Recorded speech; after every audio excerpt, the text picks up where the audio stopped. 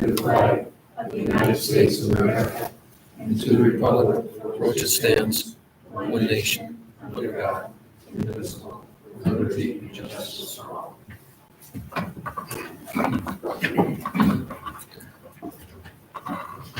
Welcome, everyone. We'll begin by reviewing the draft minutes of our previous meeting held on February 24th, 2025. We have very well done minutes delivered to us in a prompt manner. I make a motion to accept the minutes. Would a member second? I'll second. Thank you, Patricia. All in favor? Aye. Motion carried. Approved without amendment. We'll review tonight's agenda as posted on the town signboard. The Town of Brunswick Zoning Board of Appeals regular meeting, March 17th, 2025, 6 o'clock. We'll begin by 1271 Spring Ave. It's seeking area variances, the public hearing. Followed by 15 Berkshire Drive, area variance, also a public hearing. That's at 6:15. Then that will be followed by 727 to 737 Hoosick Road and 4 Mohawk Avenue, seeking area variances. It's a continuation of a public hearing. That'll begin at 6:45. And for new business, we have 557, 559, 561 Hoosick Road, seeking a use variance.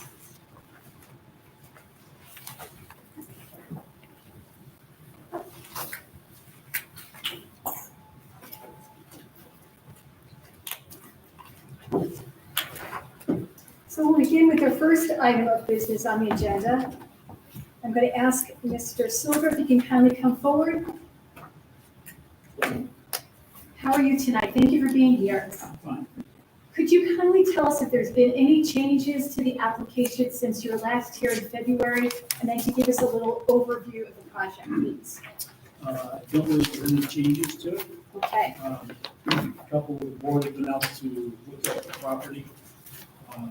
The overview is we want to put up a 38 by 60 foot barn slash garage. Be a 2-story. We're looking for variance on the size of the barn. As you can see, that we had originally had it approved and the zoning changed because of the delay. Started construction, we have to reapply for a variance. The one other variance, we believe that the height of it is going to exceed 20 foot, whatever that height difference is. But the ground has been prepared. We just need to wait for the approval so we can start the foundation and proceed from there. Okay, Mr. Silver, thank you very much. I just have one clarifying question for you, and that's the height that you're proposing. I believe it's 32 feet? 32 feet. All right, thank you very much. Sure.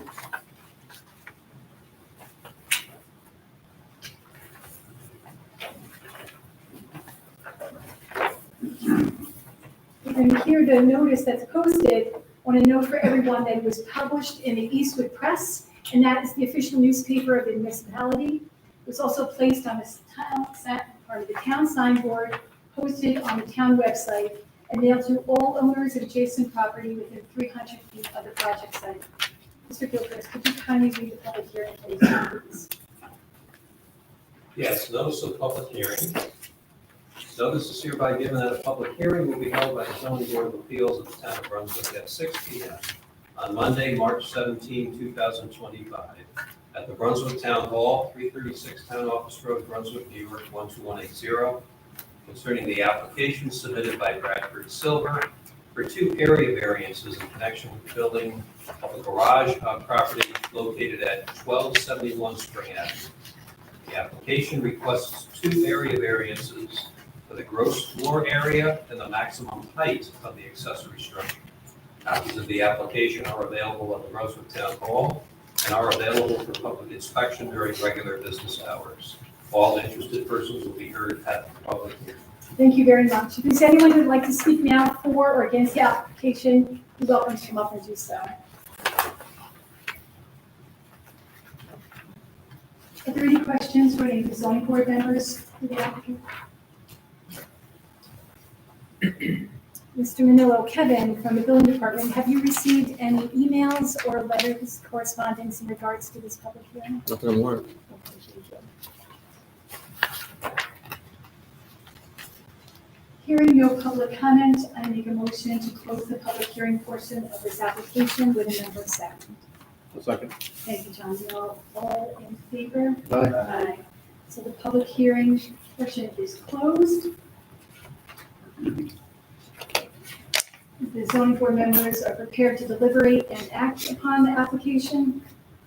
You'll note that it is a type 2.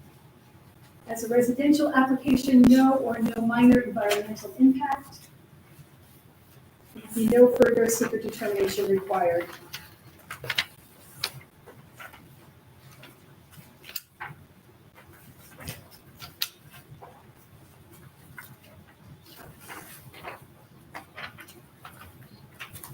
We look at our 5 standards that we do for area variance applications.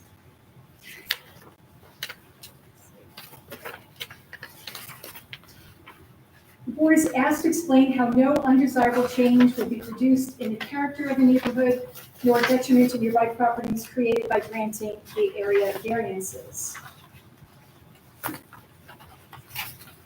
just begin by saying, in this rural residential Spring Ave neighborhood, accessory buildings such as garages and barns are characteristic to this area. The location site for the proposed garage is well screened in the front by a stand of tall evergreens. There is an expansive rear lot with no visual impact on neighbors. Then the board is asked to explain why the benefit sought by the applicant cannot be achieved by some method feasible for the applicant to pursue other than the area variances.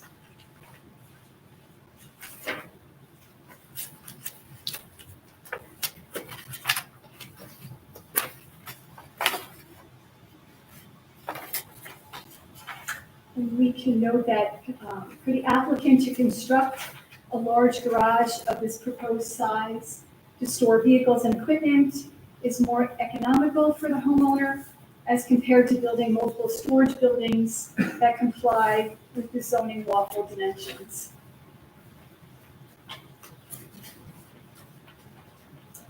And the board is asked to explain whether the requested area variances are substantial. We'll note for the record that there are 2 area variances that are being requested. The first is the size of the accessory structure. What is required is 1,500 square feet, and what is being proposed is 4,560 square feet. It's a 2-story with 222,280 square feet per story. The relief is 3,060 square feet. It's on 14 acres. In zoning district R40, it meets all of the setbacks. And that's actually an R25. Thank you. That's an error in the application. We'll note that for the record. Yep. Thank you.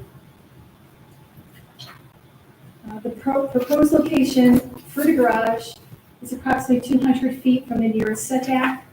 On the left is National Grid. On the right is the neighbors on the other side of the house. And then that second area variance that's being requested is a height variance. What is being required is 20 feet. What's being proposed is 32 with a relief of 12 feet. And again, if the board is asked to weigh on the substantial. I think it would be substantial in some places, but where it's located, because of its proximity to nothing, it really fits in all right. And one other note for the record, the height is calculated by the mean height, not the actual total height of the building, so it's the mean height of the roof, and that's 28 feet. Okay, So it's actually like an 8-foot relief. okay, thank you. We'll note that correction too. Thank you.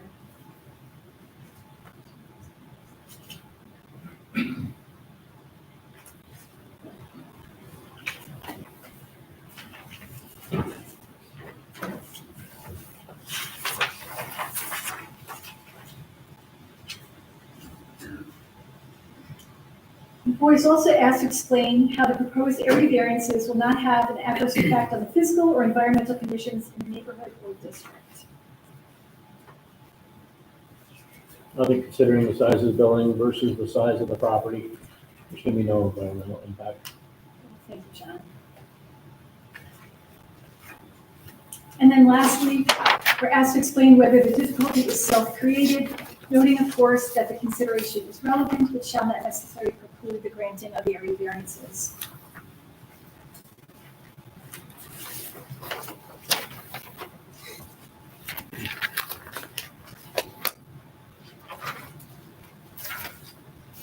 I would say yes, it is self-created.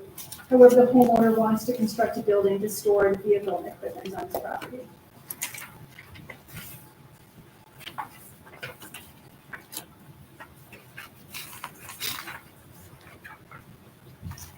There's no further deliberation. We'll consider the balance between the benefit to the applicant as weighed against any detriment to the community at large or the neighborhood in particular to grant the requested area variances. Make a motion to request the 2 area variances. Thank you, John. Number second. Second. Thank you, Daryl. All in favor? Before you vote, we'll also note for the record Thank you. that we did receive the county referral indicating this does not conflict with county plans and local consideration shall prevail. Thank you.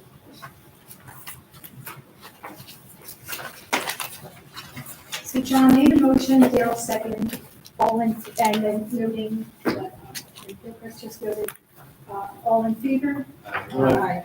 So the motion's carried. Your area variances have been granted. Just kindly continue the work that you're doing with the building department going forward. Thank you. Have a good night.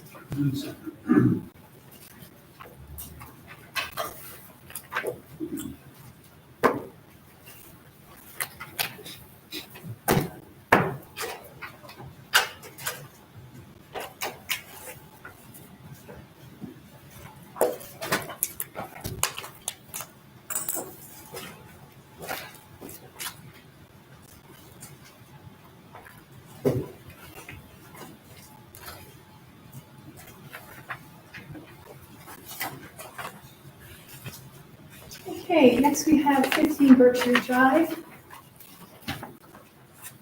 Mr. Polinsky, thank you for coming tonight. Have there been any changes to the application since you were here last in February?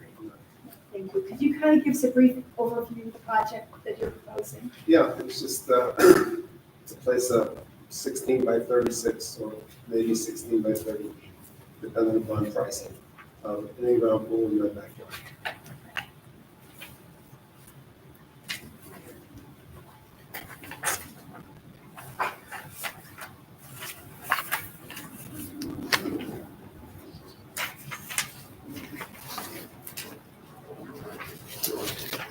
And then just to note for the record, I believe that we didn't have this the last time. So the zoning district is R25? Correct. Yes, okay. Yeah. Just to note that.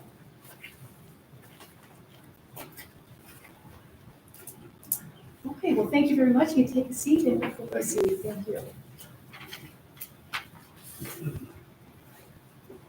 So we'll open the public hearing portion of this application. We'll note that it was published in the Eastwood Press, placed on the town signboard, posted on the town website, and mailed to all owners of adjacent property within 300 feet. So, Bill Press, you kind of read that posting, please. Yes, notice of public hearing. Notice is hereby given that a public hearing will be held by the zoning board of appeals of the town of Brunswick at 6:15 p.m. on Monday, March 17, 2025, at the Brunswick Town Hall, 336 Town Office Road, Brunswick, New York, 12180. Concerning the application submitted by Andrew Polinsky for one area variance in connection with the installation of an in-ground pool on property located at 15 Berkshire Drive. The application requests one area variance for rear yard setback. Copies of the application are available at the Brunswick Town Hall and are available for public inspection during regular business hours. All interested persons will be heard at a public hearing. Thank you very much. If anyone would like to speak for or against this application, you're welcome to come up and do so. Are there any questions from any of the zoning board members?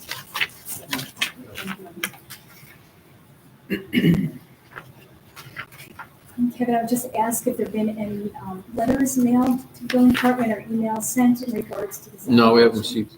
Okay, thank you. Nope. So hearing no public comment, I make a motion to close the public hearing. Would a member second? Second. Thank you, Patricia. All in favor? Aye. Your motion carried. The public hearing is closed. The zoning board members are prepared to deliberate and act on the application. And then we'll know for this is interesting, this property is not located within 500 feet of a county road, so the Rensselaer County has a need to wait. And we'll note for the record that this is a type 2 action under the seeker State Environmental Quality Review Act, so no further seeker determination is required. And reviewing the standards, we'll begin by explaining how no undesirable change will be produced in the character of the neighborhood, nor detriment to nearby properties created by granting the area variance. There are several other pools in the neighborhood, and his backyard is surrounded by trees, so you won't be able to see the pool. Thank you. The board's asked to explain why the benefits sought by the applicant cannot be achieved by some method feasible for the applicant to pursue other than the area variance. Well, the proposed location is the only location he has, because as he notes, he has some utility lines running through there with as well, so that's the best or suitable place on the property for it. Asked to describe whether the requested area variance is substantial. And we note that the requesting a rear setback variance was required is 25 feet, what's being proposed is 5 feet, the 20-foot relief. This is on a 1 acre property. And like was already stated, there's vacant land to the rear, the left, and to the right of this property. So taking all of that in its totality, I would say it's not substantial.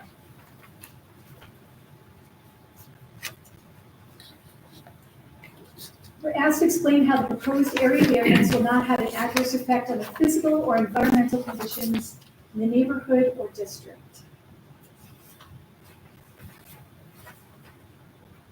Well, as far as environmental, he already had a pool back there that they're somewhat replacing. With given all the vacant property around him, it's going to be no drainage or environmental issue. Thank you, John. And then lastly, we're asked to explain whether the difficulty is self-created, noting that the consideration is relevant, but shall not necessarily preclude the granting of the area variance. Suffered the less put a pool in, however, it's positioning of it, so I need for the project raise. Thank you, John.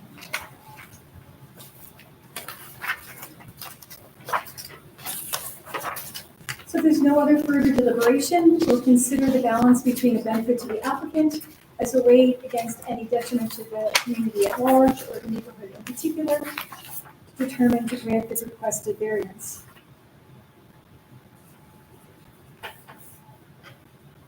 I'll make a motion that we approve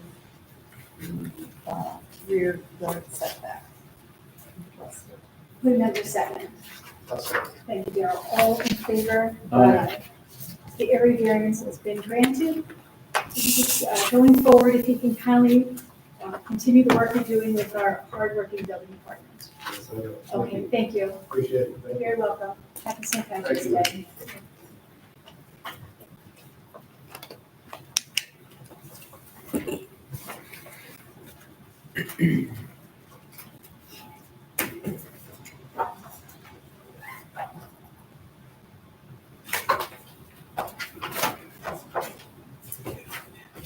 Thank you. Thank you. Good night now.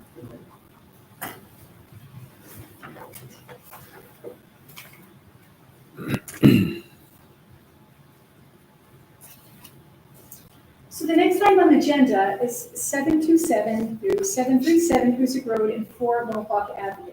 It's a continuation of public hearing. It was noticed to begin at 6:45. Seeing that it's 6:25 now, I think we can have that. So what we can do is kind of fill in with some new business if that's available, if the applicant is here and available to speak about that. Otherwise, because it was noticed, we're going to have to wait until 6:45.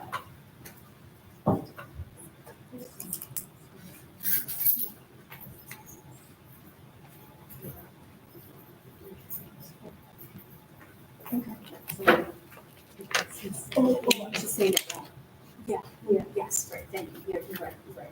So, thank you. So, brought to my attention that on the website, the town sign board, and, I guess posted to the neighbors, was this third application that we're going to have a public hearing beginning at 6:30, and that was 1 Angelo Drive, seeking an area variance.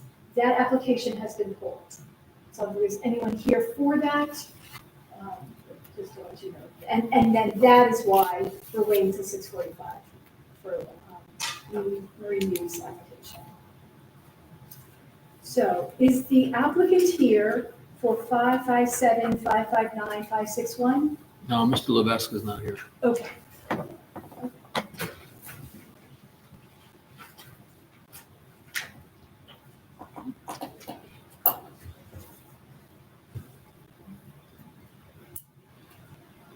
So because we're kind of bound by the public notice, we will have to wait. You don't have any practice. So one Angelo Drive is, you said, Yeah, so so they won't be. I didn't bring my picture, my rendering. He gave us a rendering. Well, the application was drawn, so right? Yes. Application. I didn't know if you said hold or hold. oh, sorry, withdrawn. Okay. It should be a single sheet of paper. Yeah. I thought when you gave everybody.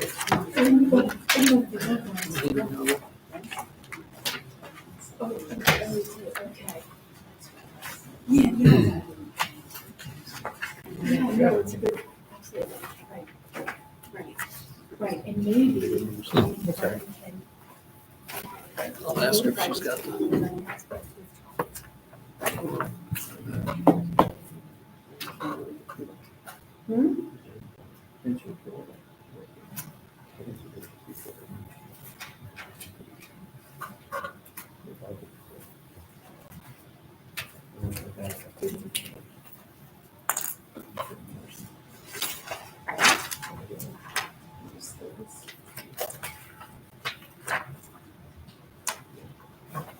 So I have We have to wait for some other planning board members to get. Yes. We have one. Yes. You're carrying this, so I know. They all said they He's got one of those shoulders. He can handle it. Right. Use a small vehicle out there. Yes. That's it.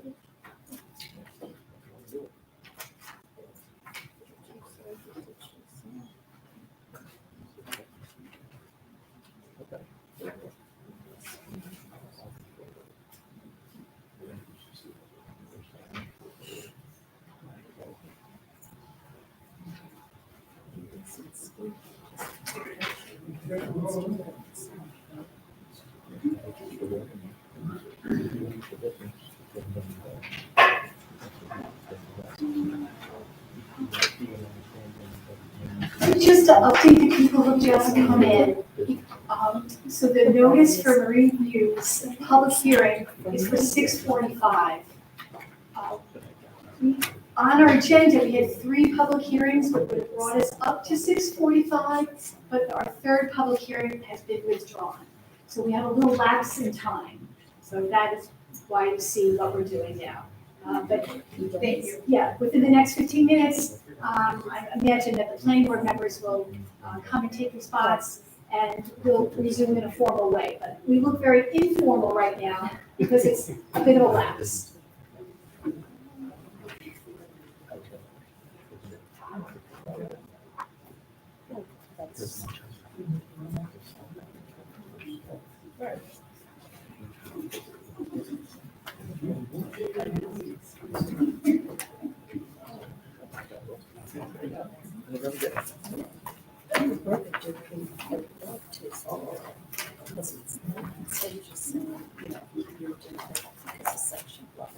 Right.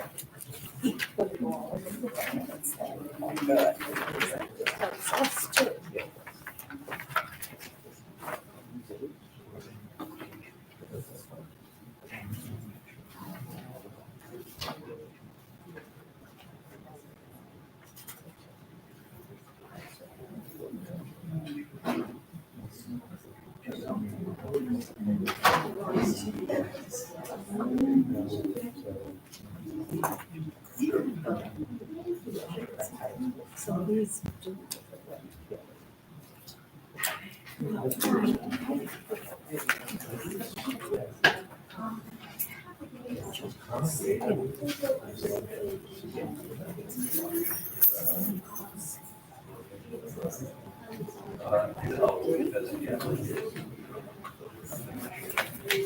Okay, so they're saying.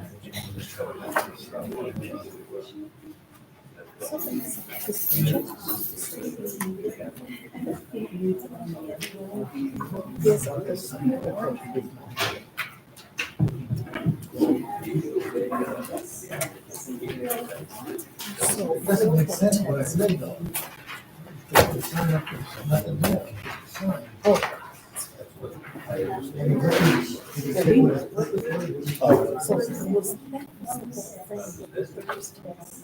we would leave them and stuff. So that week, I was in the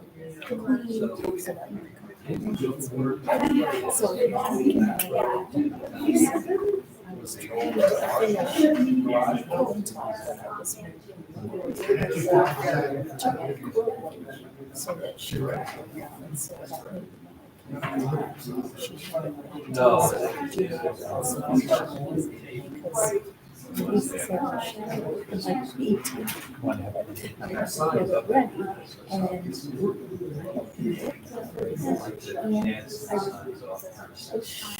just one little piece of it, so then I could do all of that. And then we were looking at Friday,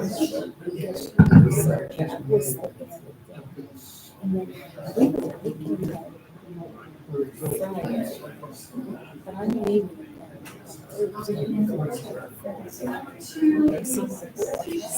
so I'm like, it's just that crazy, so we don't get this on my calendar.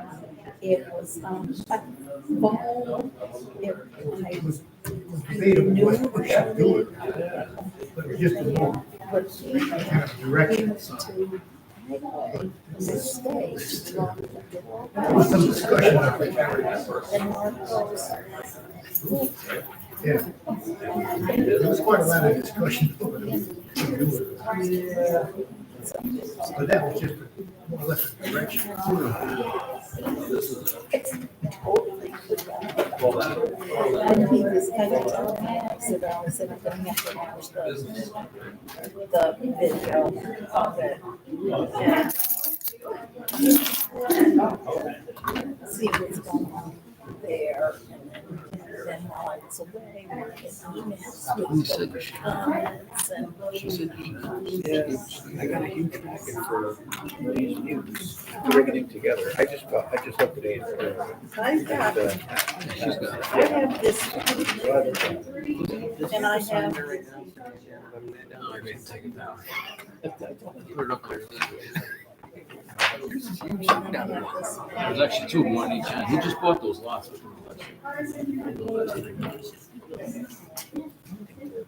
Yeah, oh, I didn't think there's not a lot of area for a building. there used to be houses there, right? Yeah. Well, because when they did,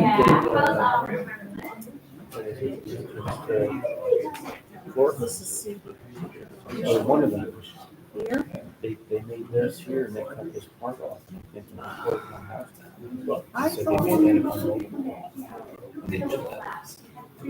That was like 25 years ago. But they put something out there. He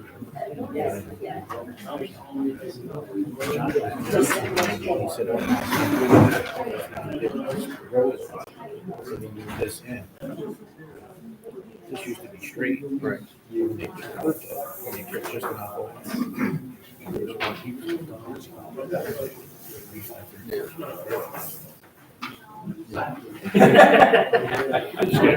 guys get to sit at the kids' table. Just get her and see what to do something there. But he's, People are all three of them. But he didn't squeeze in his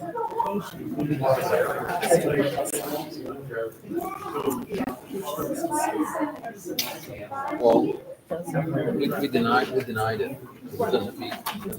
He didn't even say in the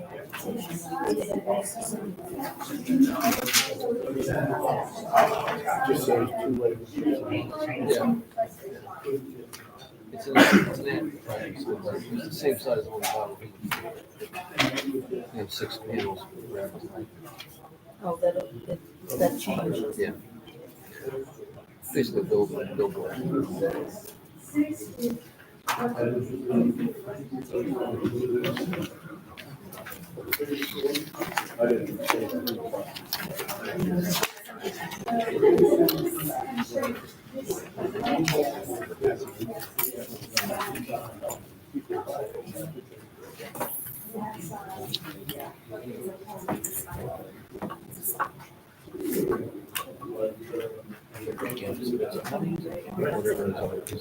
Something orange, right? He puts butter.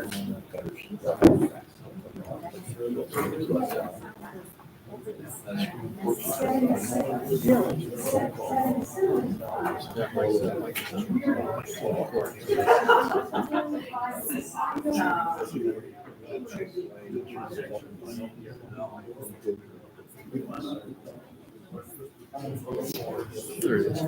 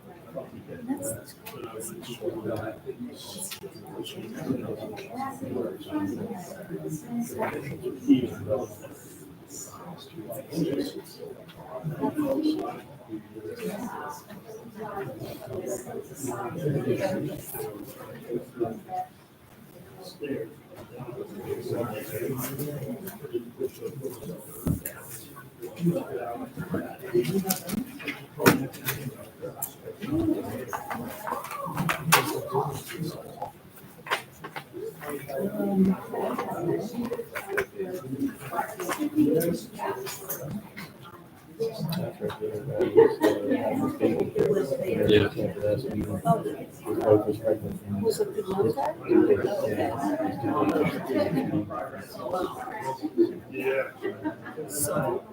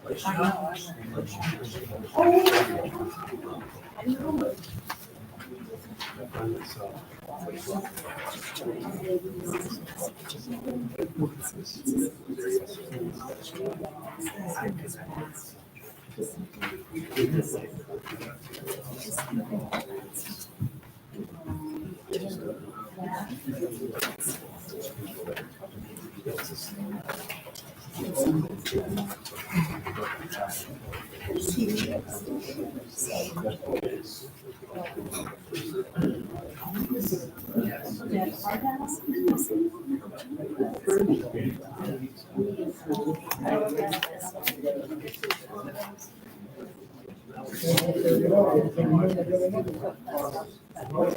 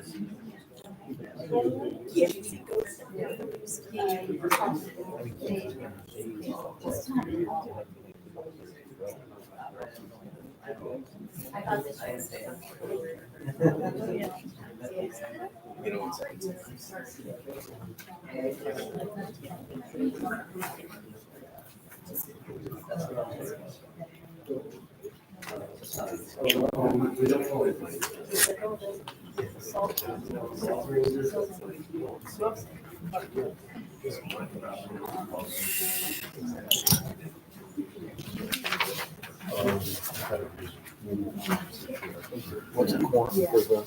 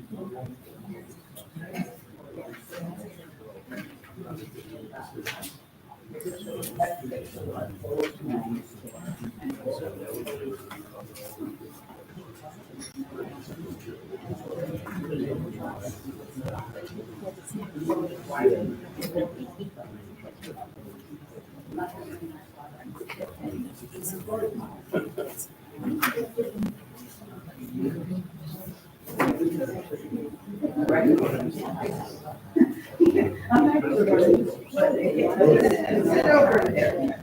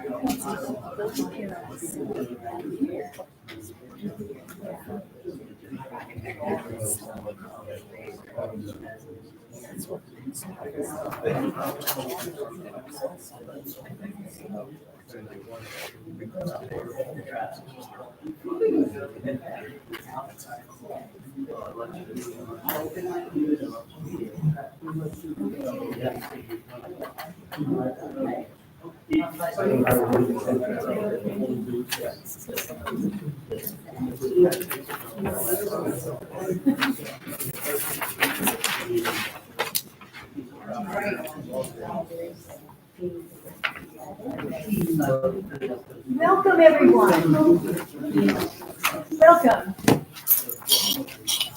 This is a continuation of the public hearing that was opened at the previous planning board meeting and a special meeting of the zoning board of appeals on March 6, 2025. The comments were received from the last meeting. The applicant responded in writing to those comments.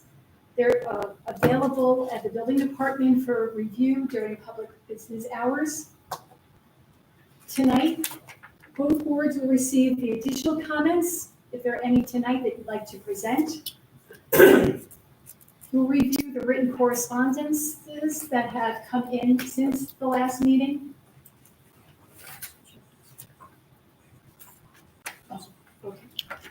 And then the applicant will have the opportunity to submit their responses in writing. And because this is a joint meeting, I'll ask the planning board to open their special meeting for tonight. Good evening, I'm Linda Stanford, I'm going to be acting chair this evening, the last officer out this evening. This is open the special meeting for the planning board, town of Brunswick,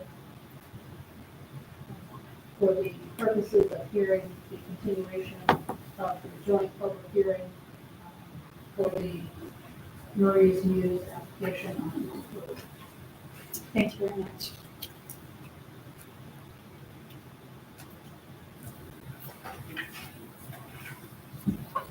As this is the public hearing, the podium is open for applicants who'd like to speak for or against the application.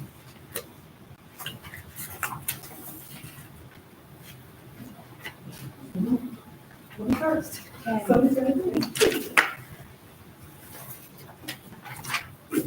Hi, my name is Mary Ellen Adams. I live at 18 Cooper Avenue, Troy, New York. Cooper Avenue is right up the Seaway Avenue, so I'm well experienced in traffic issues on Physic Street. So I am very grateful. I know this is hard to add extra meetings to schedule to promote the continuation of the public hearing this great for the last one. So I just have 3 points. Some of them I think were brought up. I listened on the video, but so I guess my first question, there was talk of this entrance exit on Mohawk Avenue for this project, and my question, is that required? I think the main entrance is off of like coming from McChesney and Hoosick. So is that second exit entrance a requirement? If it's not, I would say it doesn't really add anything to the neighborhood or to the traffic situation. If it is a requirement, I would hope that it could be designed in a way where the curbs, like kind of steer people to have to go to the left, because I'm well versed in people trying to avoid Hoosick Street. Oneida and that whole area gets all diversion, us, Cooper and Coolidge get all diversion, and I'm sure Mohawk might get some now, but I can just see this happening, and it's a very nice, quiet, small neighborhood, and I hate to see that get the traffic that we've gotten used to. And then if that diversion could be like manually helped, so they have to go over a curb if they were gonna go up Mohawk into the neighborhood, then a no left turn sign, because coming out to try to take a left there, usually it's standstill traffic and it gets bogged up in both directions. So I think that that's another risk, because people use that turn lane to bypass. They don't use it to turn, they use it as a traffic lane. So that would be another thing. It should be like going down Hoosick Street. And if you want to go there, you use the traffic light at McChesney, which I believe is where the main entrance is. Because it's just part of the worst section of congestion there is. Then from the video, I think I heard that it's a 24-hour operation. I don't think we have a lot of those on Hoosick Street. I'm not sure if Cumberland Farms is. But I think, again, in fairness to the neighborhoods that are there, that there be fencing and greenery and lighting that minimizes the impact back there, because the light pollution can be as significant as the noise pollution and everything else there. Lastly, the signage for this project hopefully can be created in a tasteful, kind of country kind of design, because this entrance is the gateway to Brunswick. And unfortunately, we haven't had consistency in the past. Everybody's signs are different colors, different sizes, different shapes.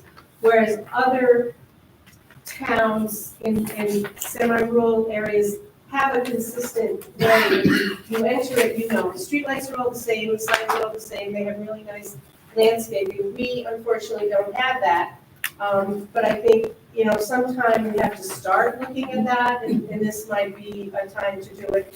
And it can be done tastefully, and I don't know what boss are, but just, I think it's time to start looking at what do we look like as we drive up Hoosick Street, so it's not hodgepodge. And then lastly, I think our comprehensive plan talks about that kind of signage and inconsistency, and while our plan is old, it does need to be updated. If we can go back to that and just look at, I mean, it's our commercial corridor, it's not gonna change. But as much as we have control over how it develops and what it looks like, I think we need to really be proactive. And at any time, if the zoning board or the planning board feels that an update to the comprehensive plan would help you guys in looking at the future, please don't hesitate to ask, because I was told at a town board meeting that there has been no request to the town planning board or zoning board, that what we have is adequate, which I think 12 years old based on what we look like now and what we look like then might not actually be an accurate statement. So again, thank you for the opportunity. One moment, Harvey, sorry. Just a clarification. Yeah. On your noting the no left-hand turn sign, where would you like that, where do you propose that big located? So, and this is Norfolk or Hoosick? So what I think, and I haven't seen the pictures of it, but what I'm picturing is that there's an exit to this, like you come out on Hoosick, out of Mohawk, and there's gonna be a little bit of Mohawk, and then you're on Hoosick. So you wouldn't be able to turn left when you get to Hoosick. I mean, I don't know how far back the setback is. But that it should be, you're going down Hoosick only, not that you're gonna come out and then try to go up to Walmart or something up there. Okay, I just want to clarify. Yeah. Yeah, thank you. Yeah, just keep it moving down Hoosick and not going west.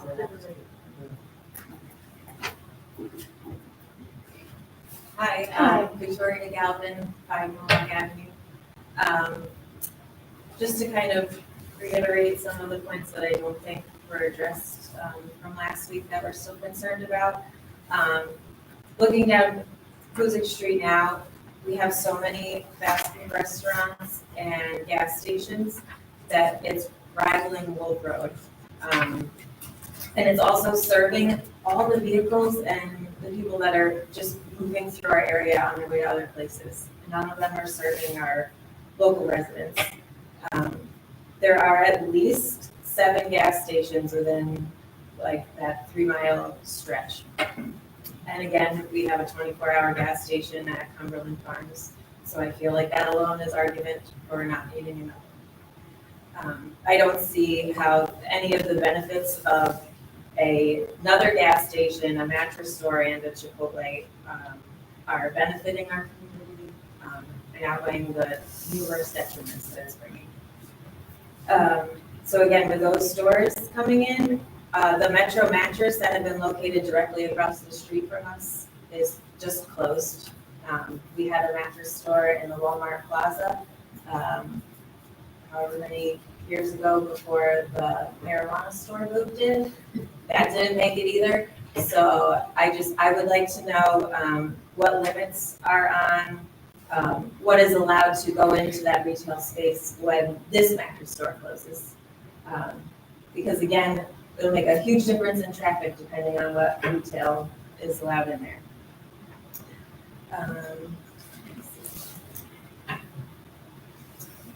Also, we've been taking notice after talking 2 weeks ago that there are approximately 11 empty storefronts in the empty Price Chopper Plaza across the street, the Walmart Plaza, the empty dental office at the bottom of the street.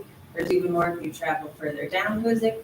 I don't know how we can keep approving new projects and new strip malls to be built when the structures that we have can't be filled as it is. They're vacant eyesores, and instead we could be utilizing the parking areas and the things that are already there, and rather than building new and ruining neighborhoods.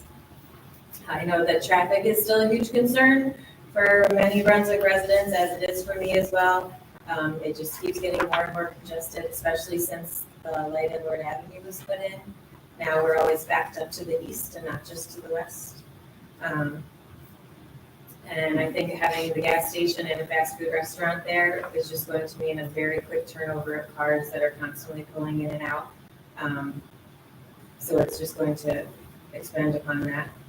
And again, like the turning lane isn't used as a turning lane, it's used to bypass, and people don't think they also need to wait in traffic like everybody else. On a daily basis, if not multiple times a day, pulling into my street, I'm constantly met with a car that is cutting over and laying on their horn or making or yelling obscene things at me because I'm waiting to turn into my street and they're trying to get to Price Chopper faster. So that's only going to get worse. Sometimes the traffic is so bad that sitting at the bottom of Mohawk Avenue, the light on McChesney will change and we still can't get out because the cars are still coming down, and then the traffic that's backed up on McChesney comes out and you sit through a second way. And again, one of my biggest problems is this additional entrance and exit onto Mohawk Avenue. It would literally be a few feet from my driveway. I know that Mr. Freitag stated that the traffic study said that it would supposedly be minimally utilized and that people would prefer the light at McChesney, but what happens when it's not and we're stuck? Again, they're going to be going around to use the other light, and we're just going to have a high volume of cars at higher speeds going through our neighborhood. And again, the most disturbing thing to me, even if they're forced to take a left out instead of going around through our neighborhood, that's my children's bus stop, and it is still almost met up with the bottom of my driveway. So that traffic is going to be like right in my front yard. Also, I mean, with this increased traffic on Hoosick Street, if you ever stop and look, again, on almost a daily basis, 1 to 4 or 5 cars fly past my daughter's school bus. And there's cameras on the bus, we do whatever, but, I mean, like, this is the traffic, people are so sick of waiting that even a stop school bus, they do not stop for. So again, additional traffic is just going to make that even worse. I'm also concerned for the quality of living for those of us that are gonna be direct neighbors. I mean, especially here in a 24-hour operation, we are just going to have light pollution from signage, security lights. At all times of day and night, we're gonna have noise. There's gonna be delivery trucks bringing things to drop off.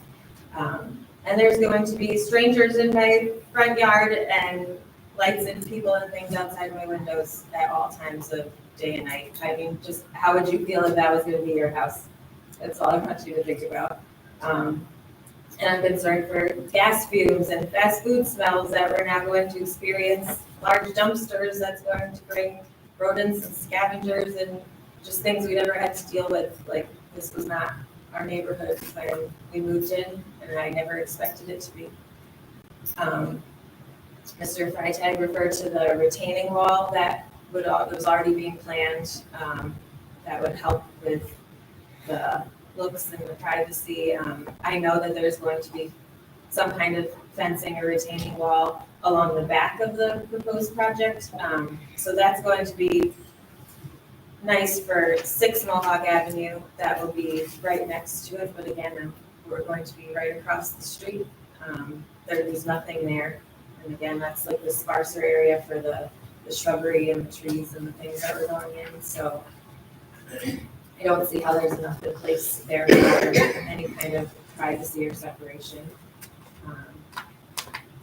And again, there's been all of these properties that have been bought up have just been left unchecked. There have been members of the transient community passing through, and some of these people have been tracked roaming through our neighborhood at night, trespassing and breaking into vehicles. And those of us that live on the street are the ones that are tasked with calling the sheriff and the local authorities, because at no point have we ever had any way to contact Marie's Muse or anyone who's responsible for these properties. And they have not been held accountable for overseeing that the doors stay locked, that if anything is broken into, that it is checked. My neighbors, myself, my parents in the back of the neighborhood, we have all called multiple times. I would just like to restate before I sit down to please imagine if this was happening in your own neighborhood, in your own front yard. If you had to tell your kids or your grandchildren that they might not be able to play in their front yard alone anymore because we're going to have so much traffic going by, or because there's going to be all these strangers that much closer to them that now they don't get to use their own space like they have been anymore. I just think it's not too late to show our community and the residents that live here that our safety and happiness in our community is what's most important. Thank you.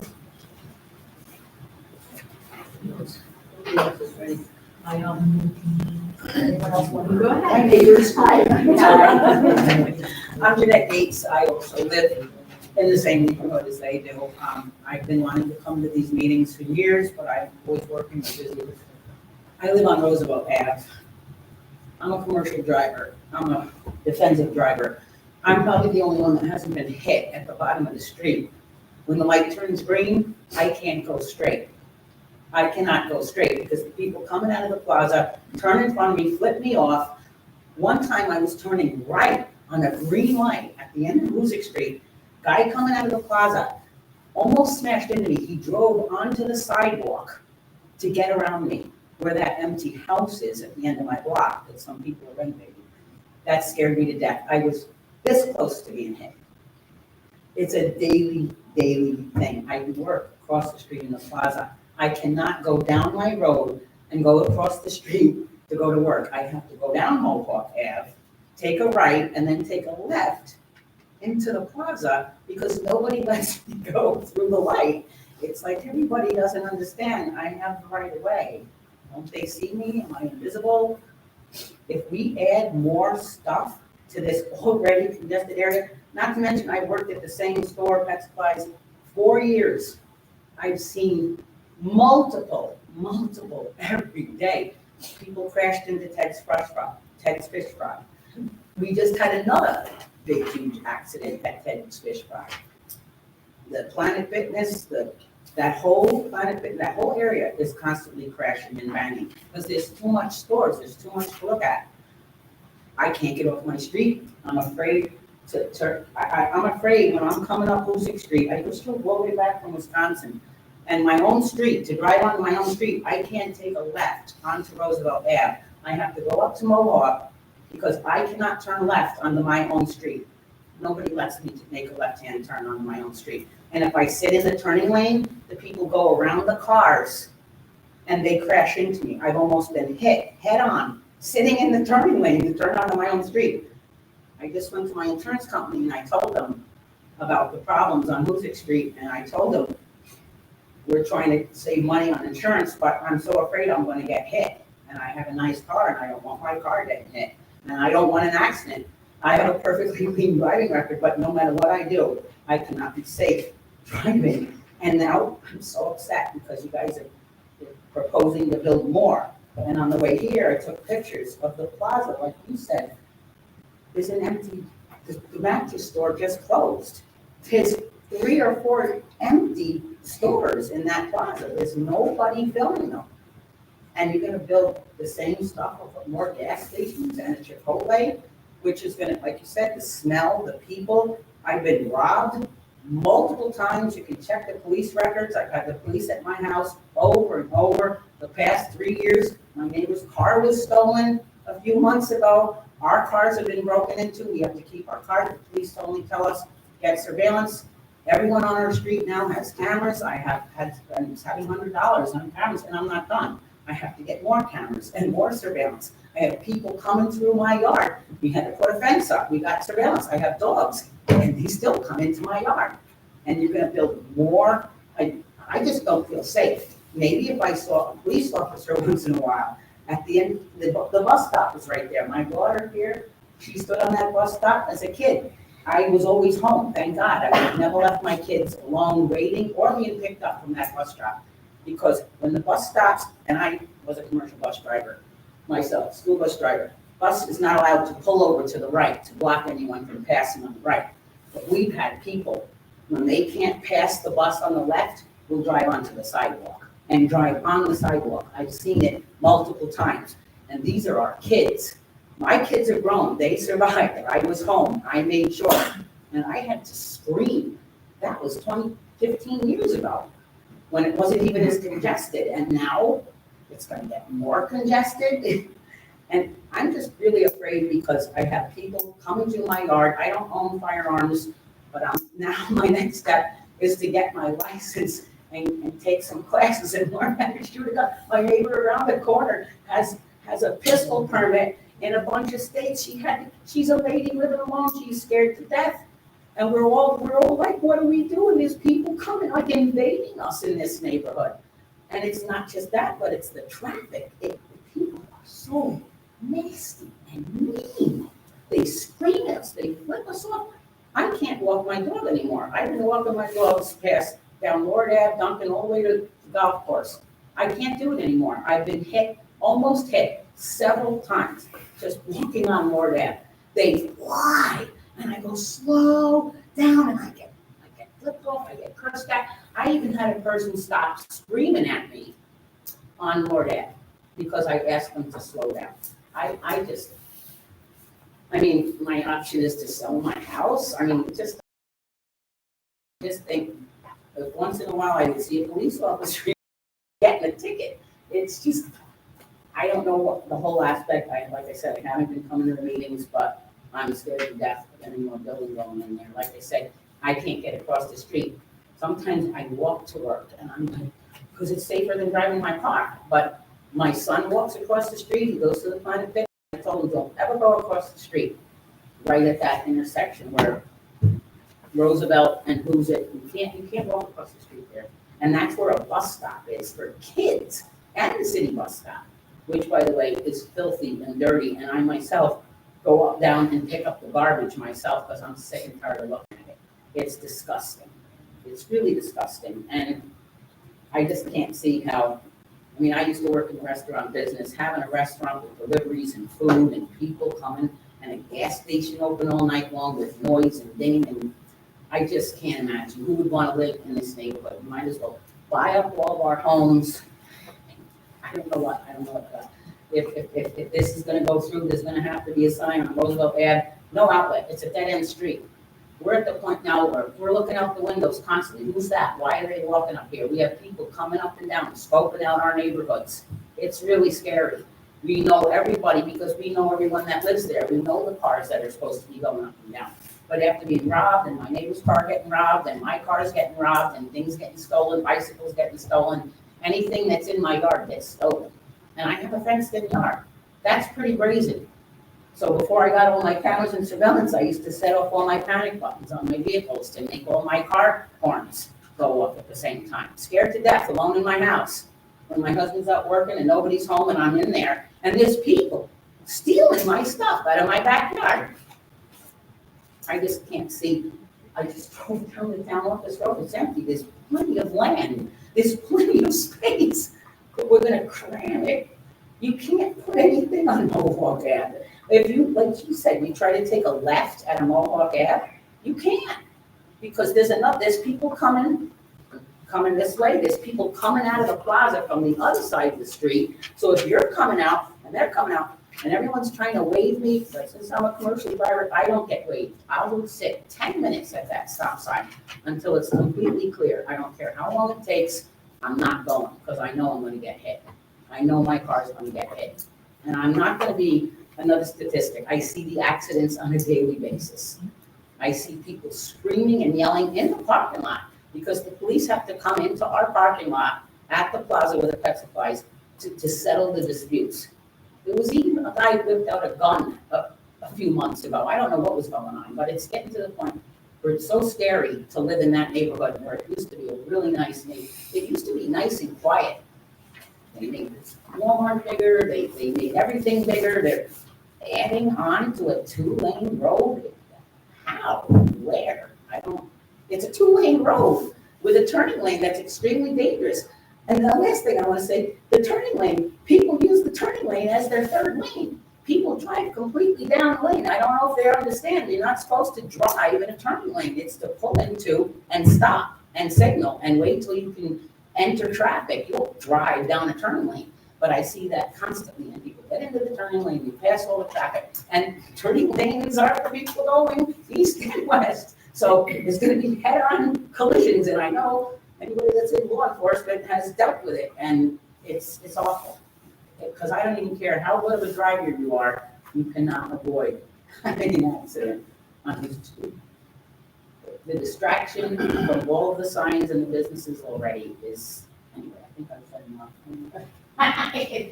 I'm against any more building. Maybe. Thank you. Who knows what? A good job. I don't know.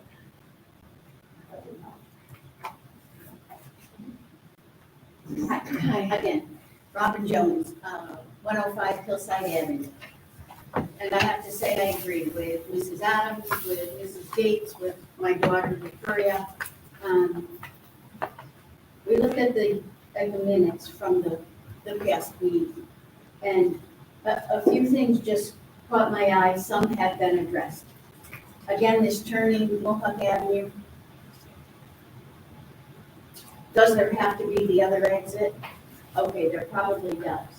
But Mr. Freitag said the east end would be dark due to the restaurant and the mattress store or whatever happens to be in there.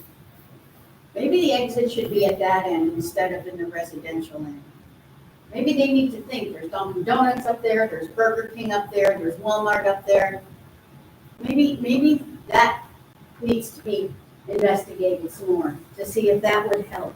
It would at least alleviate some of the problems, because I don't see anyone, if there's signs that say you can't take a right onto Mohawk Avenue, who's going to enforce anything. They're gonna come and slap your hand if you try to jump a curb and go up like they do at Walmart when they dump the curbs when they're not supposed to go west back down Route 7, and I see that all the time. I don't know, it was an idea. I know that we are going to have something built, I see that. Maybe a restaurant needs to be thought of that's more of a family neighborhood gathering place, like the Pine now has become. At least there's one spot that people can go and sit down and say, let's meet there and have a good time. Not another fast food place to pull in, to pull out, to just get them in and out and make more money, and I don't know. But thank you for not saying that Roosevelt Avenue should be one way, because we're the dead end off of that at the very end, and either I would get out of the house and not be able to come back in, or I would be in the house and not be able to go out using Roosevelt Avenue. So that was taken care of. Talked about greenery and vegetation and dealing with that question. Is that going to be maintained? If it dies, what happens? Is it dead? So what's supposed to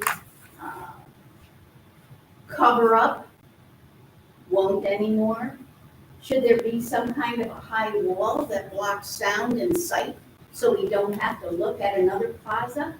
You know, is it gonna take a wall like on the Northway near exit 5, I believe it is, that's the sound wall, so that you don't have to see something at the bottom of the street, that we don't have to hear more? Price Chopper's bad enough with the new park thing that's out there.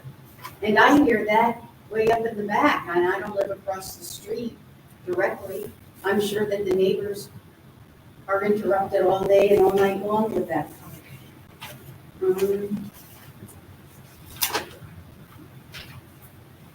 I guess the main thing to say, it's just disappointing to see what Brunswick is becoming. It's not quaint, it's not residential, it's not tranquil, it's not green, it's not farms.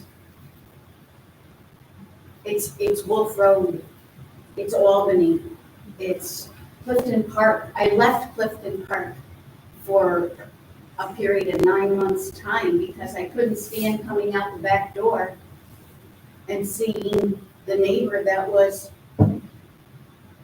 15 feet away, 20 feet away. You know, you have questions and variances about someone that wants to put a garage in if it's a little bit too close. And it's their own property and their own backyard. It's not a business that's coming in. So I would just like everyone to think about that. Thank you. Thank you. George Jones, 105 Hillside Avenue. Short and sweet. Because I think some of this is ridiculous, but there's a lot of good points out there. The issue of making Roosevelt one way, which is kind of crazy. Maybe they should consider just making Route 7 one way. Yeah. Why not? You know? And the other is, there's I believe it's 6 traffic lights between North Lake Avenue and where Billy Lutheran Church is. So if you have to have an exit coming out of onto Mohawk Avenue from this gas station, put another traffic light there. One more isn't going to hurt at all. Piece of cake. And I mean, at least that would be safer and keep all the traffic on Route 7 work along. Thank you. Thank you.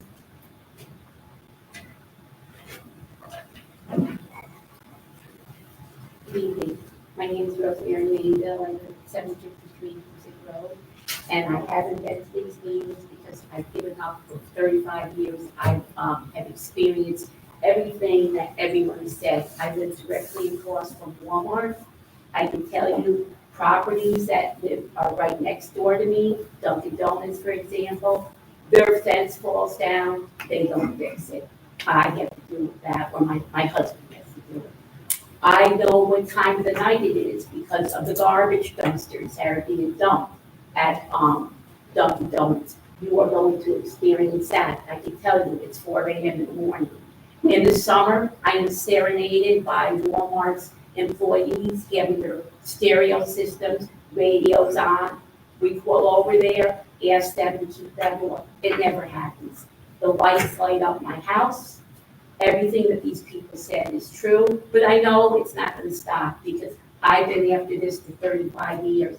People tell me to move. I am stuck in the middle of Dunkin' Donuts and the building that was the old, Mrs. Campana's property, now owned by the Brunswick Apartments.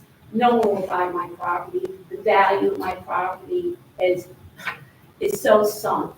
We're getting elderly, but we can't leave because we can't sell the property.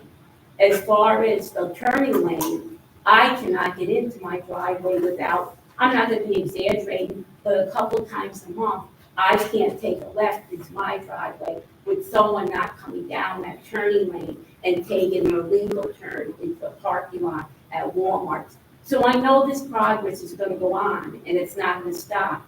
But I just want to say that everything that these folks have said to you is true, because I've lived it for 35 years with Walmart, and it's just getting worse all the time. Thank you. Thank you.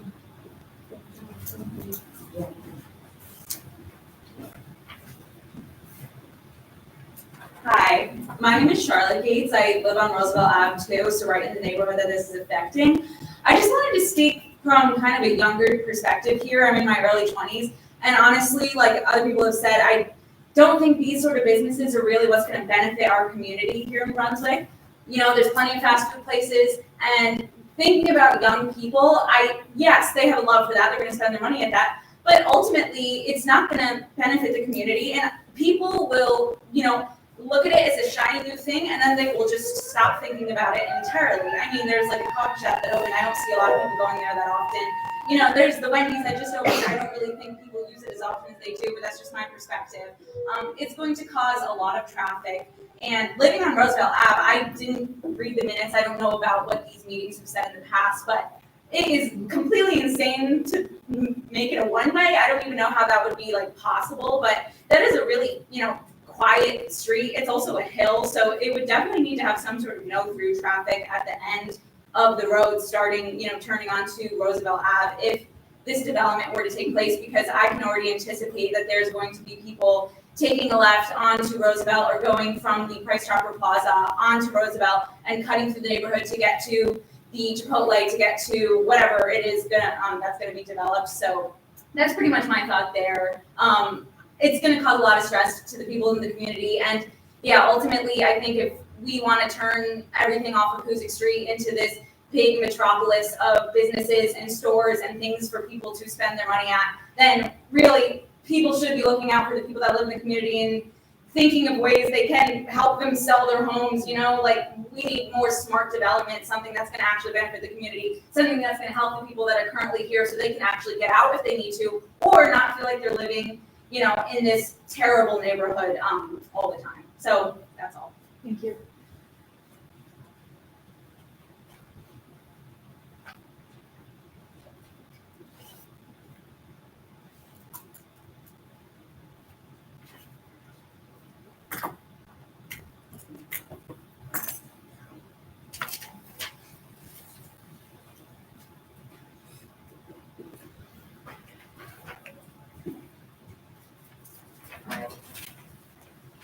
My name is Sue Toland. I live at 10 Miller Road in Wymansville.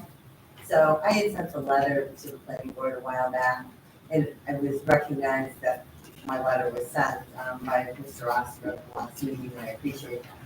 But the main point of my letter was that the Department of Transportation had highway recommendations regarding the traffic on Hoosick Street. And this was from, I should have read my letter, I can't remember, a year and a half, maybe 2 years ago were the recommendations.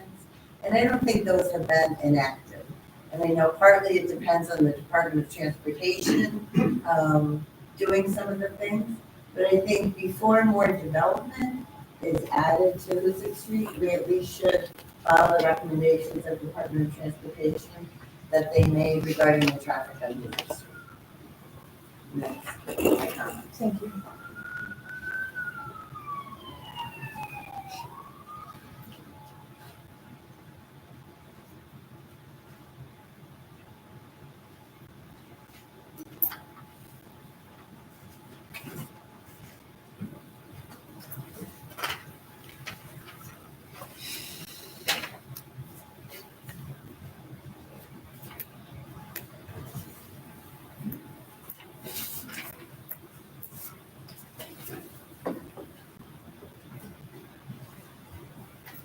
So since our last meeting, it's come to my attention that 4 letters have been submitted to the building department. But not only is this a continuation of public comments that can be verbally presented at this meeting, but also written as correspondence. So one was written by Ms. Galvin, and you summarized it very well, so I won't summarize yours because you did a fine job, of course, summarizing your own. But I will summarize the other 3. Just to note for the record, so this was sent on March 7th, 2025. It was received by the building department on March 10th, 2025, written by Martin Tomasian, sent to the Brunswick Planning Board and the Brunswick Zoning Board. And if I could humbly summarize his letter, which was a very well-written letter, that the exits from the businesses straddling Mohawk Avenue should be configured such that turning north onto Mohawk from the businesses would be prohibited. And he recommended doing that by a no left and no, like a no right sign.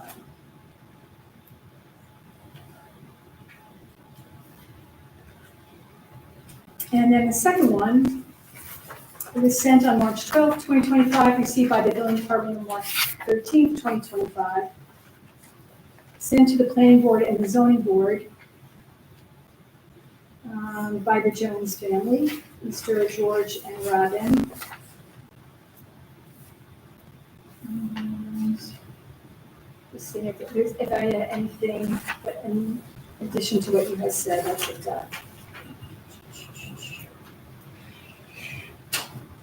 No, I guess I would just say the detriment increased by the vehicle traffic among the neighborhood in regards to the safety of residents, the commercial development of Huzik Road,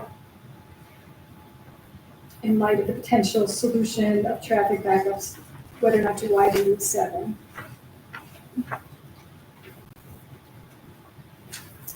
And then the third of 4, sent on written on March 13th, 2025, received at the building department March 14th, 2025, sent to the Brunswick Planning Board and Zoning Boards. And that was Victoria Galvin's, and like I said, she summarized it very well. And then lastly, the board's a receipt of a letter written by Vincent Polito, written on March 10th, 2025. I don't know when it was received. If I could summarize, his main point is that there's been a cooperation between himself and the applicant in regards to this project.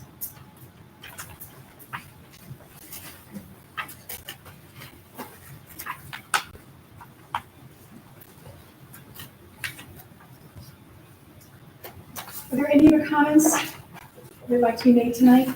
Yeah, I since I'm kind of behind on everything. So real quick, What do you mean by making Roosevelt one way? How am I supposed to get home if I can't go up Mohawk and I mean, right, so, so we're gonna deal tonight with, okay. yeah, okay, thank you. I'm stupid.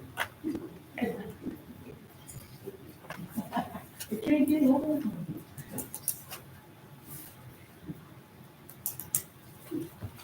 Any other comments? Otherwise, I would entertain a motion to close the public hearing for the zoning board of appeals at this meeting.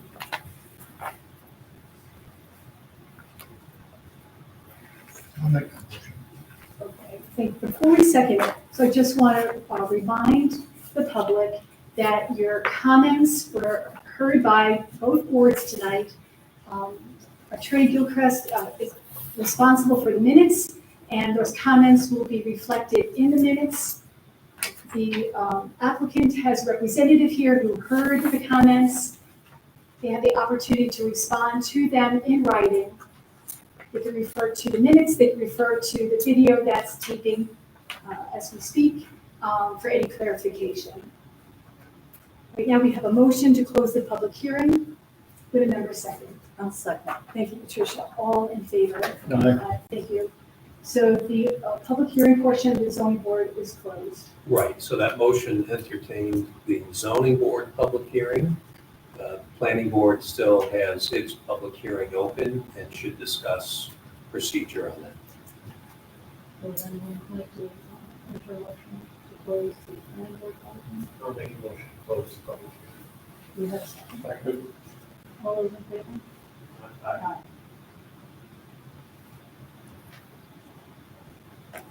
So the zoning board meets every third Monday of the month. We're meeting again on April 21st. I believe the applicants will be there at that meeting to address the comments that came up at this meeting. Though the public hearing has been closed, it won't be a time to speak or write your concerns, but they have been heard. You're welcome to join that meeting on the 21st of April. Any other questions?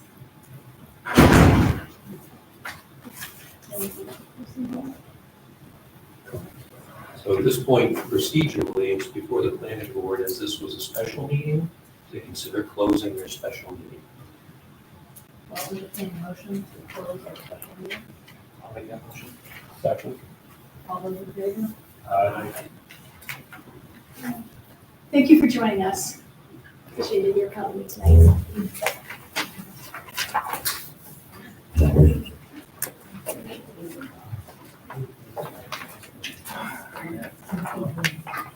Have a good night. Good night. Good night. Good night.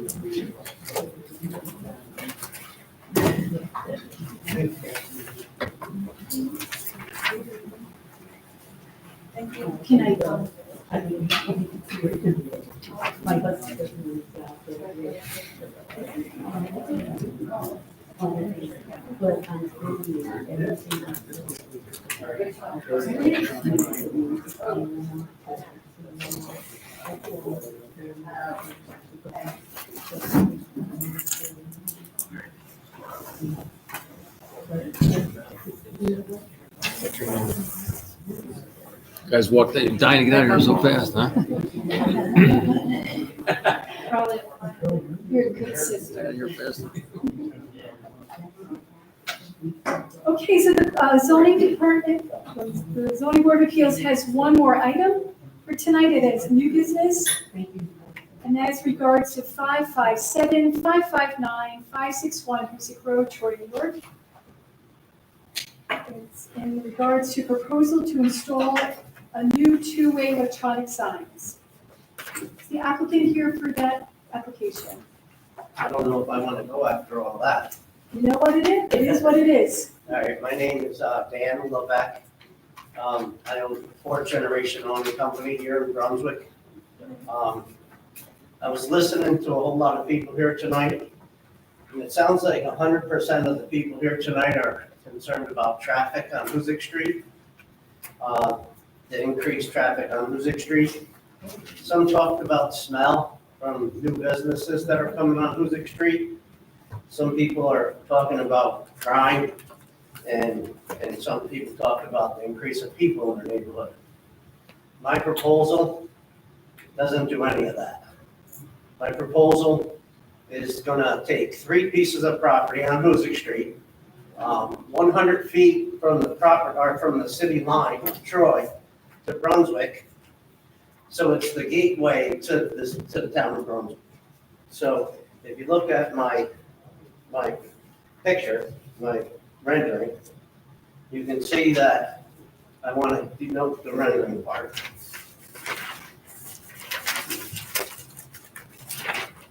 Yeah, that one right there. So what I'm going to do is take 3 pieces of property and have them all put into 1 piece of property. So with me taking the 3 pieces of property and putting them into one, I want to cut the trees down and cut all the overgrowth down, take the garage down, level the property, and then put arborvitaes across the whole back of my property. And then what this proposal does is it doesn't increase traffic on Hoosick Street by 1 car. You won't be having anybody pull in to these properties. You won't have anybody pulling out of the properties. You won't smell anything from my proposal. you won't hear anything from my proposal. I have a list of things that I think my proposal will be good. So if I can, Of course, I'll tell you the list of how I feel about my proposal. these are the pros and cons. This is my pros. I don't Okay. really see a whole lot of cons. All right. There'll be no additional traffic, to my property in any way. Not one car will drive to my property at all. I will clean up the property and make it look better for the neighborhood. I'll plant the arborvitae's in the back of the property so that it is a barrier to the noise and to the exhaust and all that stuff that is created from Hoosick Street. There won't be any vehicles entering and exiting from my property. There's a curb cutout on Hoosick Street, but there won't be any need for that curb cutout. I don't plan on taking it out of there, but there won't be any vehicles entering or exiting from my property onto Hoosick Street. There will be nobody other than the landscapers that will be going over every week to cut the lawn. They'll be coming in from either Portland Street or Main Street. There won't be any adverse effects on the neighborhood as I will be cleaning it up. And like I said earlier, there's the other things I said. I won't be connecting to any of the water in the town. I won't be having any dumpsters. I won't be needing any garbage disposal there. There won't be no smell. There won't be no rodents. There won't be any of that. I won't be tying into any sewer, so I won't need the town sewer system. There won't be any noise from mine. There won't be any smell. There will be no gas smell. There won't be no garbage smell. There won't be any buildings on this property. There won't be any buildings that would block someone's view from turning on and off from Hoosick Street. I believe that my property will enhance the town's appearance because it's the first property that you see when you come into the town on the left-hand side past Walgreens. And with the base of my sign, it could say, welcome to the town of Brunswick. It could say just town of Brunswick. And then on the other side, coming the other way, it would say City of Troy. Wayne Street is like the line of the town. So one of the ladies here came up and said something about signs and making it nice and stuff like that. Well, when you first pull it into Brunswick, it's on the left-hand side is just a lot of overgrowth. I don't know if you know the property that I'm talking about. There's a garage there, trees. It's just a mess. It's been a mess for probably 28 years since the town or since the state did eminent domain when they widened the street. They took all those houses. So ever since then, that property's been nasty. My property reduces clutter and ugliness. You can use my sign in an emergency situation because it's an electronic sign. If there was an Amber Alert, 911 could have access to my signs, two-way signs. If there's a fire, which there's been fires, you can, if you needed my sign to do an emergency thing, so, in emergency situations, my sign is there for you. My property, by fixing up this property, I don't know if you know it, but you guys get, between all three properties, you get $200 a year in tax revenue. My sign and the purchase of the property, the value of that property is going to increase a lot. I don't want to just say how much I'm going to spend right here, but your tax revenue on that is probably going to be a whole lot more than $200 a year. And, my sign will increase local business visibility. So there's people that have, businesses in Brunswick could have an opportunity to go on my sign and advertise their businesses and stuff. I filled out a assessment form. I don't know how you guys go from here. I said, but I filled out this thing. I don't know if you want to go over any of it. Oh, we'd be welcome to look at it. I don't know if we necessarily have to go over it at tonight's meeting. Okay. It's something that we can look at, and when we'll meet again in April, we can discuss it. So just have a quick question in regards to your application. So install a new two-way electronic signs. So is it considered one sign or two signs? It's gonna be like a bay. So there'll be one for the coming up traffic and one for the coming down traffic.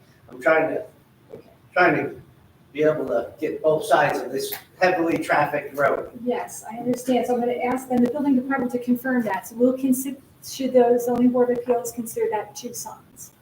Yes. Okay. Thank you. And I have some pictures of a couple of the signs. I don't know if you guys allow me to give you a Of picture. course. So my proposal is, what I want to do is similar to what you see at the bottom of Hoosick Street. All right, that sign is 20 by 20. But I also own a sign out in Pittstown. I don't know if you guys know there's 8 of them here if you want to pass them down. Thank you. So there's two types of signs that I can do. I can do the one that's similar to the one at the bottom of Hoosick Street, which is a 20 by 20. Or I can do one that I already have out in Pitts down near the Tom Hennick Reservoir, which is 11 by 22. Now the size that you guys, when I say 11 by 22 or 20 by 20, you might think that is big, but when you really see them in real life, they're really not that big. When you come across the bridge into Troy and you see the sign, it's not a really big, doesn't seem as big as what the 20 by 20 sounds like. So when it comes to planning, and if I was get the okay to do my signs, it doesn't have to be 20 by 20. I could do an 11 by 22. So I'm flexible. I'm here to try to get my approval to do a double sign, and then those 3 pieces of property on Hoosick Street, there's not gonna be really any more development on them properties. It's gonna stay residential in the back. It's really not gonna affect anything. It's gonna enhance Hoosick Street. And I can answer any questions if anybody has any questions. That one is the one that's 11 by 22? Yeah, that's the one that's near the Tom Hennick Reservoir Yeah. in the town of Pittstown.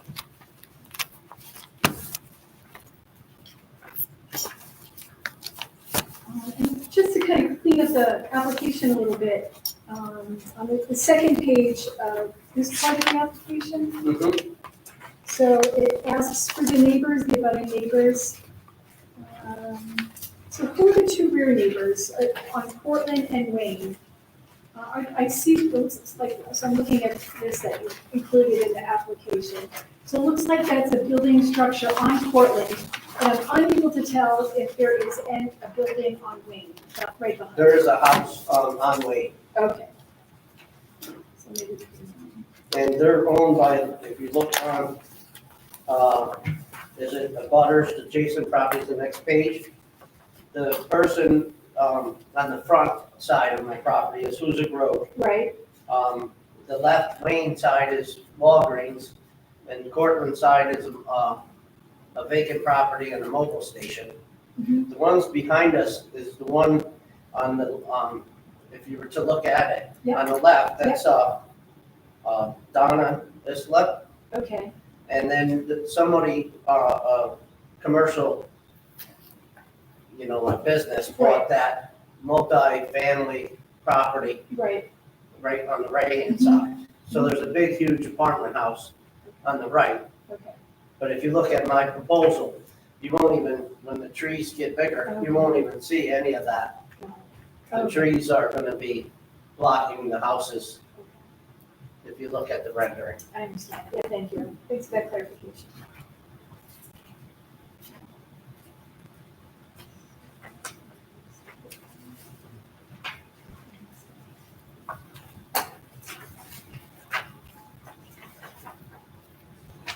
So a question for the building department. so should the zoning board consider this a sign variance or is this a use variance? It would be both.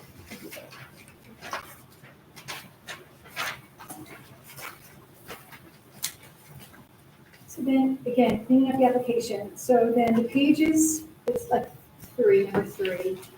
It was filled out for the area variance, so that does not apply, so we can disregard that.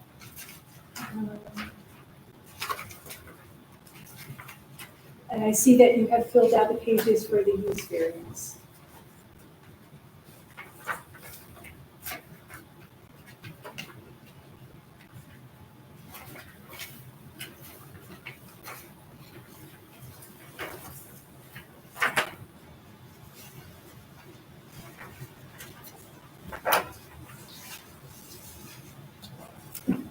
So, unfortunately, the application is a little deceiving on what needs to be filled out for a use variance.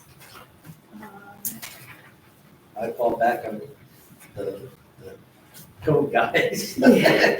The building inspector. Maybe I shouldn't say that. No, Wendy has been helping me out and she's been kind of, directing me a little bit. Absolutely, they work very hard at the building And department. she's wonderful. Yes, she is, that's right. Right, so because of that, I'm going to ask Mr. Gilchrist, our attorney, just to kind of go over what's needed in a use variance. Sure, and this, what I'm going to explain is generally applicable to all use variance applications, okay? Okay. There are certain elements that a zoning board has to look at to determine whether to grant a use variance, grant with conditions, or to deny a use variance. And those are spelled out in the zoning law, but they're also generally listed in the application document. Okay? So the first one is often an element that any applicant on a use variance has a very high standard to meet. And this is explaining why the property itself, the applicant, the owner, cannot realize a reasonable rate of return from the property for any of the allowable uses in the current zoning district. That's a legal requirement to show that. And what the law in New York generally calls this element is proof on dollars and cents. And what that usually requires is some proof from, I'll use the term expert, but someone with qualifications to speak to whether the property can realize a reasonable rate of economic return for any of the uses that are currently allowed for the property under the zoning. In the past, the zoning board has accepted and proved from individuals such as realtors or appraisers or engineers, things like that, where folks have qualifications to address what can and can't be done on the property and what would be economically viable to get a real economic return. That is a legal requirement to make the application complete, because not only does the board have the opportunity to review that information, but the public does too when you hold a public hearing. Yep. The other elements obviously are listed here.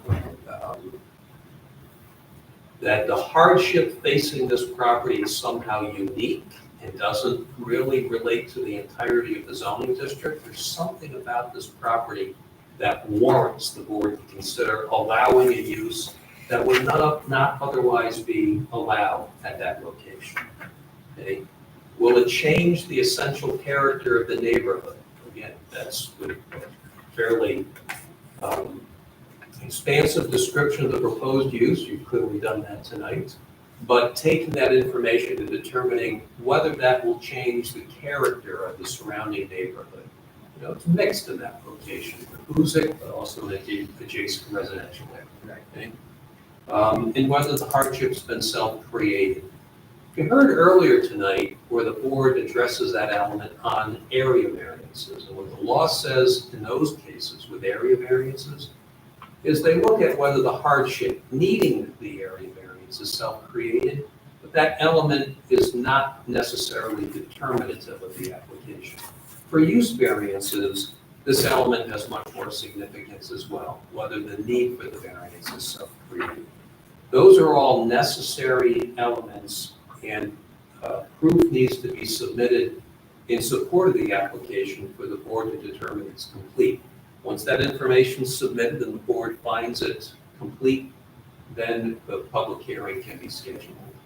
Cool. So, okay, so that you can review certainly with the building department to make sure that, because there will need to be some additional information submitted to support the application for a completeness determination. Yep. Like lot sizes and, like this three properties, neither one of these properties alone can you build anything on them. And that may be a valid basis to submit for consideration by the board, but you will need someone who has qualifications to state that to the board. Not simply. Not just Dan Levesque. Well, I could not stand up there and submit the dollars and cents proof that's needed because I don't have the qualifications to do that. So, but that is necessary for a use variance application. Now, will that be something that I can get that information from? Now, generally, applicants will retain necessary consultants to support their application, so the burden is always on the applicant to prepare that, not on the town to prepare that for you. Yeah, right. Yeah, we can explain that more in detail to you. Yeah, thank you. Sure. Just need a little help, that's all. Of course, guidance, and that's what they're for, and they're in communication with us, and we're in communication with them. So we're always working together as a team, for sure. So we'll need that additional information. Yep. We meet again in April 21st, and put you on the agenda for 6 o'clock, and we can take it from there. So in the meantime, if you could kind of come up with that information, submit it to the building department. They'll make sure that we have that, and we'll go from there. Thank you. Okay, thank you. And one other thing we do need to say for the record is, you heard earlier the question from the chair as to whether this is a use variance or a sign variance, and the building department said it's both. The reason for that is there is a section in the zoning law dealing with signs, and there is a prohibition under that dealing with signs located off the premises of the building for which the sign is advertising or promoting. So these types of signs, whether they be characterized as billboard or advertisement site type signs off of the business premises, are not permitted in the zoning law, under the sign law.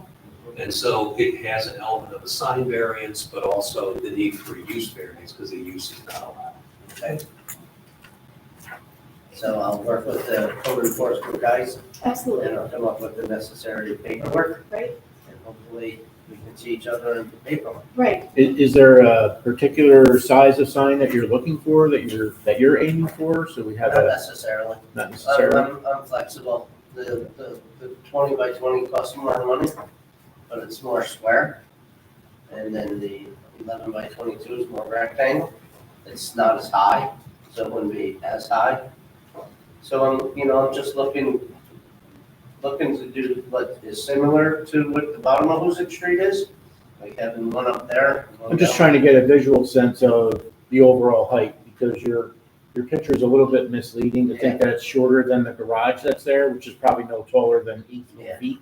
So if you're looking at a 20-foot sign on top of the pedestal, which is at least another probably 10 feet, we usually look for some sort of spacing underneath that for, visual.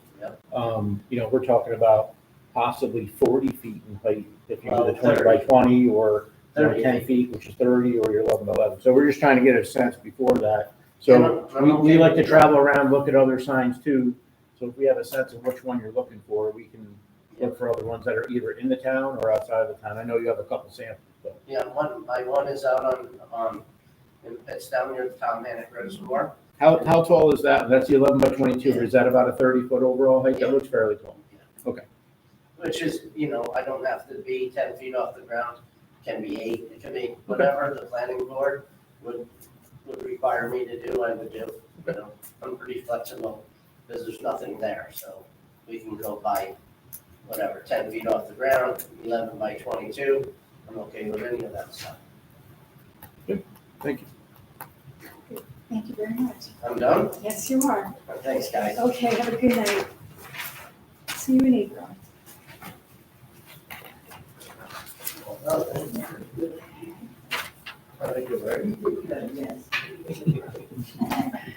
there any other items for new business? No. I make a motion to adjourn tonight's meeting with a number second. Second. Thanks, Patricia, all in favor? Aye. Thank you.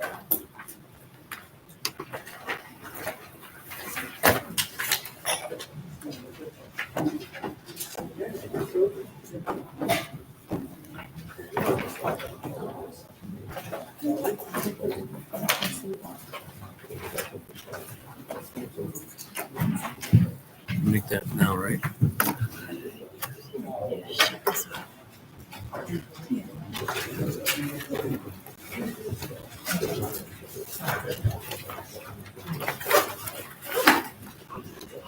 I did that just for you.